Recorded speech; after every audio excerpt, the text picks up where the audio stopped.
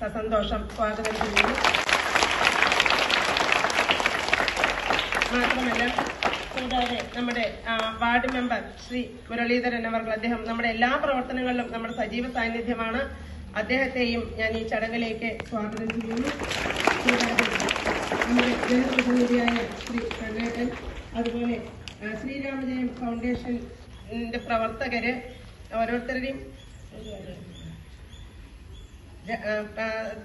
രാജേഷ്, അതുപോലെ സഹദേവേട്ടൻ, അദ്ദേഹമാണ് എന്നെ നമ്മുടെ സ്കൂളിലെ ഒരു പൂർവ്വ വിദ്യാർത്ഥിയുടെ അച്ഛൻ കൂടിയാണ്. നേരത്തെ നമ്മുടെ PTA അംഗമായിരുന്നു. അപ്പൊ അദ്ദേഹം ആണ് ഇടയ്ക്കിടയ്ക്ക് എന്നെ വിളിച്ച് ഇങ്ങനെയുള്ള കാര്യം പറഞ്ഞത്. എന്തായാലും വളരെ സന്തോഷമുണ്ട്.